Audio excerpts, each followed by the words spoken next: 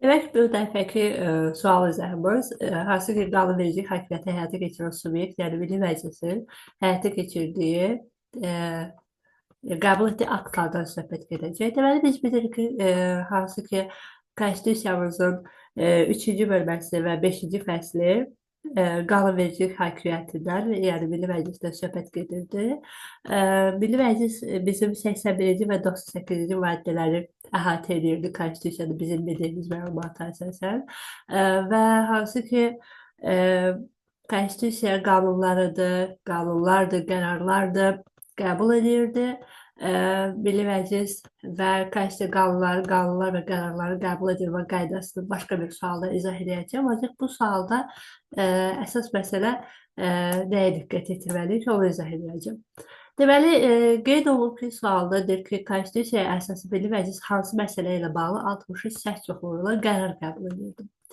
Demək, biz bilirik ki, Konstitusiyamızın 94-cü və 95-ci maddələri Milli Məclisin qəbul etdiyi aktlardan, yəni qanunlardan və qərarlardan söhbət gedirdi.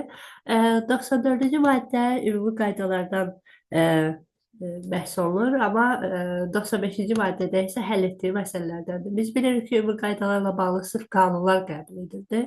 Həll etdiyi məsələlərlə bağlı isə qərarlar, amma həll etdiyi məsələdə 5 dənə istisna var idi ki, hansı ki, onlar qanun idi. Burada isə sualda verilib ki, hansı məsələ ilə bağlı qərar qəbul edirdi. Çaşdırıcı nüans bundan ibarətdir ki, referendum. A variantını çıxırıq. Dövlət qulluğu 63 səs çoxluğuyla qəbul olunan qanun idi. Milli Məclisə seçkilər 80 səs çoxluğuyla qəbul olunan qanun layihəsi idi. Və referendum prezident seçkilərində daxil olmaqla 83 qanun idi. Bir də var ki, D variantı da öz əksini tapıb ki, referendumun təyin edilməsi. Referendum özü akt olaraq mövcud olması ilə bağlı, ümumi qaydalarla bağlı Milli Məclisin 80 səs çoxluğuyla qəbul etdiyi akt idi. Hansı ki, 94-cü maddənin 4-cü müddəasında öz əksini tapmışdı, 4-cü bəndində. Hansı ki, burada 80 səs çoxluğuyla qəbul olunan aktlar hansılar idi? Prezident seçkiləri idi, Milli Məclisə seçkilər və Milli Məclisin deputatların statusu və referendum məsələsi öz əksini tapıb. Ancaq burada isə referendumun təyin edilməsi. Referendumun təyin edilməsi isə Milli Məclisin həll etdiyi məsələlərdə 95-ci maddədə 1-ci müddəanın 18-ci bəndində öz əksini tapıb ki, hansı ki, referendum təyin edilməsi Milli Məclisin həll etdiyi məsələlərdən biri idi. Ona görə də referendum və referendumun təyin edilməsi ayrı-ayrı anlayışlardır. Yəni, referendum faktiki olaraq, qanun olaraq qəbul edilməsi, bu artıq ümumi qaydadır. Yəni, mövcudluğu ilə bağlı qanun qəbul edir ki, faktiki olaraq referendum olsun.